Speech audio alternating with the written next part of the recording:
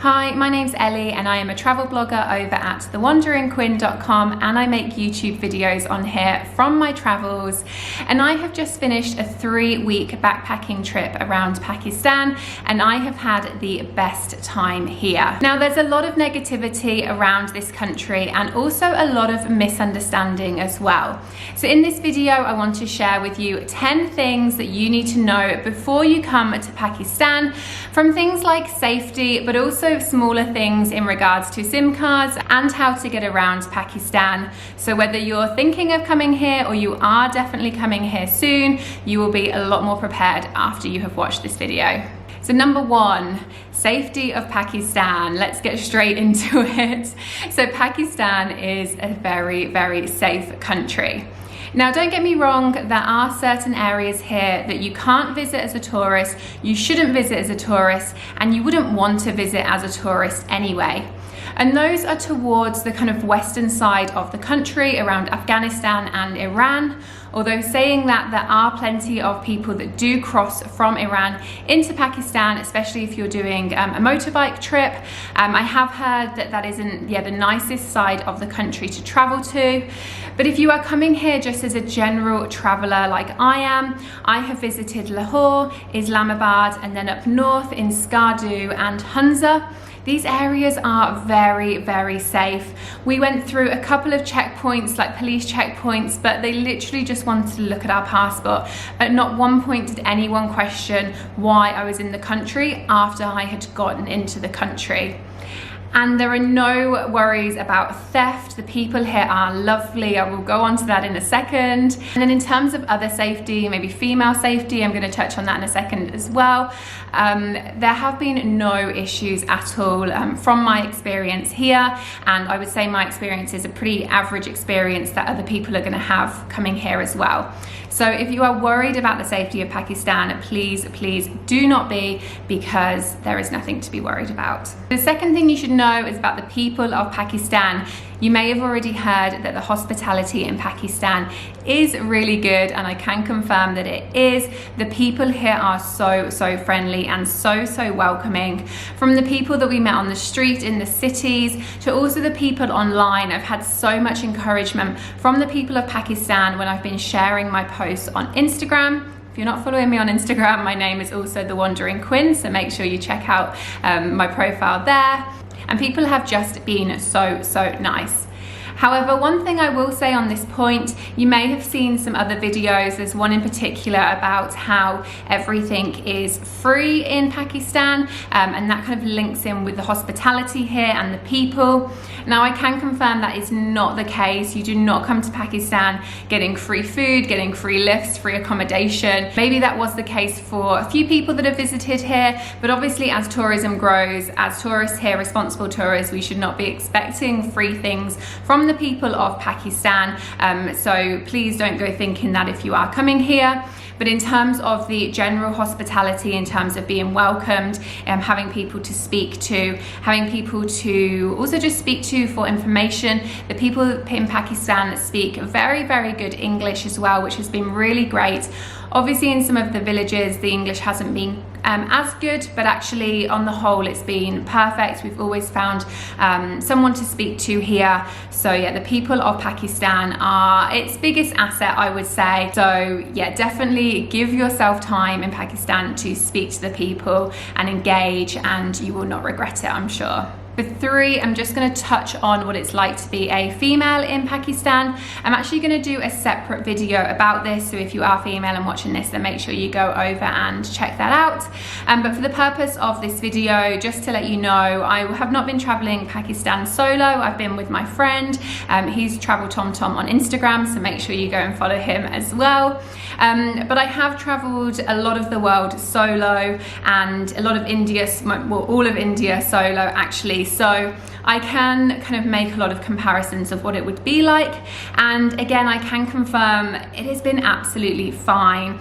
I'd heard that like women were very oppressed in Pakistan, and honestly, from my experience here of meeting the women and of observing the women in Lahore, in Islamabad and up north, That does not seem like the case to me at all.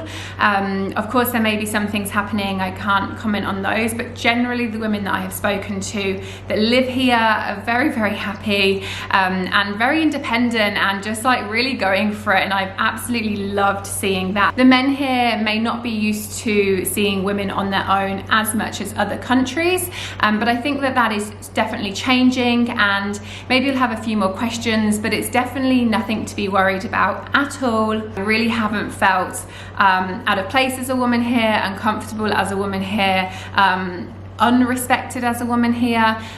So yeah, I will 100% come back to Pakistan on my own without any doubt about it. So if you are a female and you want to come to Pakistan, then please know that you will be fine here. Number 4, something a bit more practical, is regarding the visa situation. Now this is changing very, very quickly. I'm actually going to do a blog post on how to get the visa for Pakistan, which I will keep more updated. I'm going to link that below, so make sure you check that out if you're watching this maybe in a few months time or even in a year's time, because it is changing a lot. At the end of the day, the visa process is basically what decides how many tourists come into your country, because if it's a hard visa to get, then less people are going to come. Now, as of recently, there is now an e-visa for Pakistan, which is what I applied for. There are 50 countries on that list that mean that you don't have to get a letter of invitation. But the UK, unlike Holland, which is where Tom is from, you do still have to get that letter of invitation. Now, technically, that letter of invitation basically means that you need to be on a tour here in Pakistan. Or you can upload hotel confirmation, but that needs to cover the whole of your trip. For your, like, even if you're coming here for 2 weeks, you need to show them 2 weeks worth of hotel confirmation. However, there is a way around that. I basically went online, which I will leave the details in my blog post, and I paid a company to say that I was going on a tour with them, and they wrote me a letter of invitation, which I then attached to my e-visa application, and it got approved. I think that this is what most people do. I don't even think it's a little bit naughty, because I'm sure that the government must know this many people are not actually here on a tour, and not once in the country did I get asked if I was on a tour or questioned or any checkpoints or anything like that. Even when I went through immigration, actually they didn't ask anything about the tour. So yeah, so you will need to get a letter of invitation, which is going to cost you a little bit more, but you don't have to be on a tour. There are ways around it. And my visa got approved in 7 working days, but it can take up to 10 working days. So definitely keep that in mind. I also applied when I was in India, which I think isn't really allowed, but it also got approved. So if you are in India, then you can come into Pakistan with the visa, but make sure you give yourself a good kind of 2 weeks leeway for it to be approved. Number 5 is, when is the best time to come to Pakistan? Well, that kind of depends what you want to do, because the weather here is very, very extreme. So down in the south, you've got Karachi. I didn't actually go to Karachi. I've heard that it's a pretty hectic city, and it's very, very hot as well. You're going to want to go there in the winter months, and definitely not in the summer months, because it is going to be so hot, and I think they get a lot of rain there as well. However, if the mountains are calling you and you want to go up north, then in the winter they get a lot of snow, and they're basically out of bounds. So the best time to go to the mountains, and you want to be going in the summer months, so kind of May, June, July, August, September. I was in Pakistan for the last few days of September and the first 2 weeks of October. It was getting a lot colder up north, a little bit quieter, things starting to close up. And then you've got Lahore and Islamabad. Again, they are going to get that little bit hotter during the summer months. During the winter months, they are a lot better, but then you can't go to the mountains in the winter. So you kind of just got to work out what you want from a trip to Pakistan to work out when the best time is to come. Personally, on a second trip here, I really want to come back kind of early summer to catch that springtime in the mountains and the really good weather. Number 6, some practicality tips as well on how to get around Pakistan. This is something that I was really worried about, like what kind of modes of transport are there in Pakistan, but it turns out there are a lot of modes of transport. So firstly, there's actually a good bus system, for example, from Lahore to Islamabad and the other way round.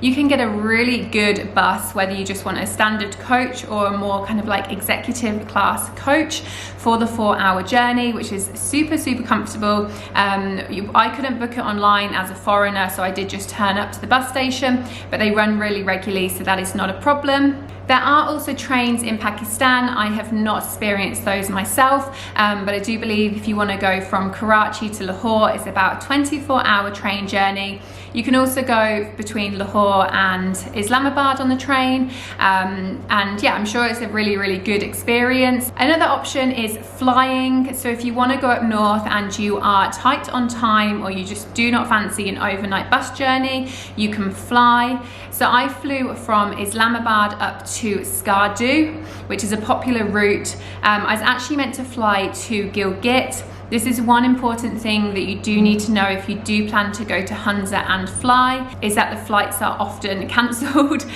because of the weather, but I think also sometimes they just don't fancy running the last one, which is what happened to us at 9:30.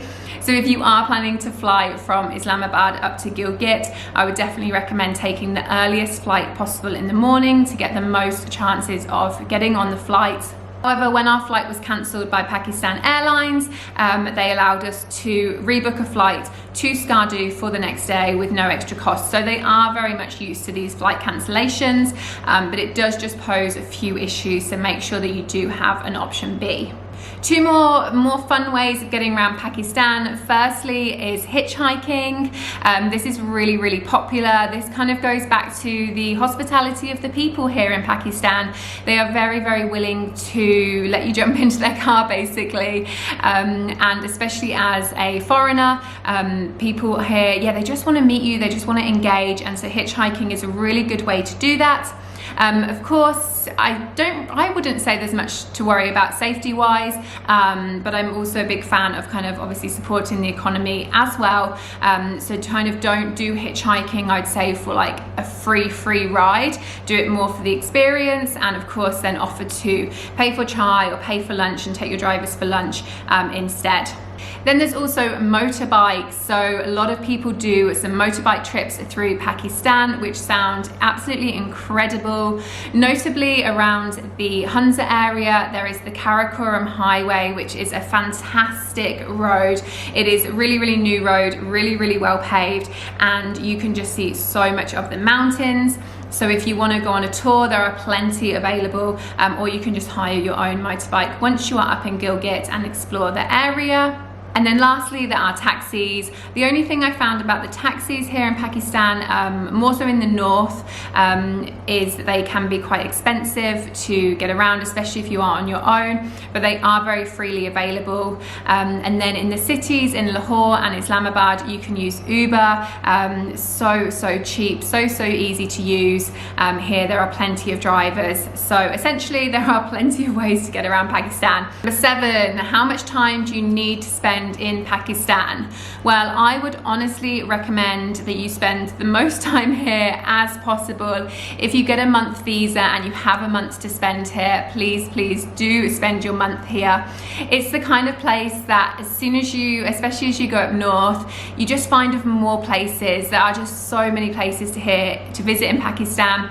Maybe some of them that you haven't even seen online, but then you'll get here, you'll meet other travelers, you'll meet people from Pakistan, and you'll want to visit all of these places. So definitely spend as long as you can here. If you only have 2 weeks, then you can actually see a lot here in 2 weeks. I managed to do Lahore, Islamabad, and the places in the north in 2 weeks as well. So it is the perfect place to come if you've just got 2 weeks annual leave. But if you have 3 or 4 weeks, or maybe even longer, then definitely have them free to spend here, because there is so much to see, and I think you may end up like me and not want to leave. Number 8 is just a little point on internet and data connectivity. You can get SIM cards in Pakistan pretty easily as a foreigner here. It's definitely a lot easier than it is in India, for example. In the southern areas and in the main cities like Karachi, Lahore, Islamabad, there are 2 providers, that are Zong and Jazz. From my experience, they're both pretty similar in terms of the data that they offer, and it is pretty cheap as well. But once you get up north, those SIM cards will no longer work. And this is the case as well for Pakistanis as well. So if Pakistanis that are living in Islamabad, they then will take their phones up north and they will not work. You get SCOM, which you can get up north. However, we found we were calling it S-Scam because the data still did not work very, very well. A lot of places also do not have that good Wi-Fi, but it is just something to note if you are a person that either needs to be online a lot, maybe you work online, or you do rely a lot on booking things online, is that the internet connectivity here is not that great, but we found it not a problem. It is very easy just to rock up in these towns, look around for accommodation. It's very much it kind of creates that old school travel way then instead, which is also a really nice thing, but it is very cheap, and when it does work, it is good, so that is good. Tip 9 is just another tip for international travelers coming here, is to bring a couple of ATM cards and to have the patience to try a few ATMs. We've had a few issues here. We've always got cash in the end, but it did take some time. Even, for example, in Islamabad airport, if you are flying into Islamabad airport, there are 2 ATMs, but neither of those 2 take international cards.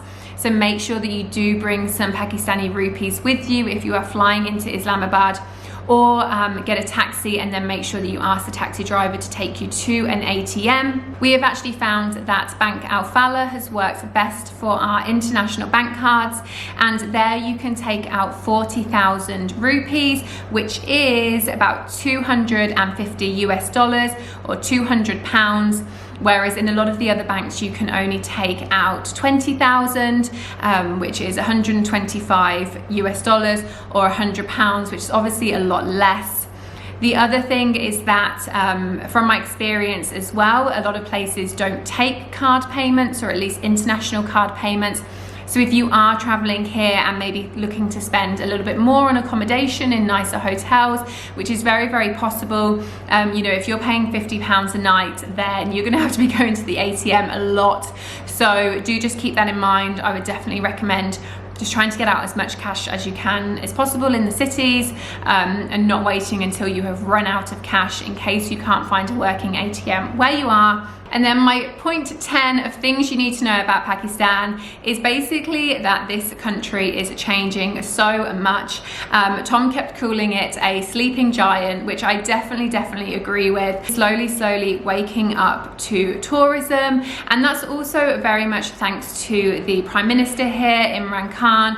He is a really amazing man. I watched him speak the other day. He's an ex-cricketer. He's used to live in London, and he really wants to change the international perception of Pakistan, and I think he is doing a very good job. But also, yeah, the best time to come to Pakistan, I think, is now, because it is going to open up for tourism a lot more in the next few years, which I'm really pleased about, because I think it will benefit the local people here even more, like it does in every single country, and they definitely deserve it. So yeah, Pakistan is changing, and you need to get here soon. Basically, that is my 10th point, is just to come here, please.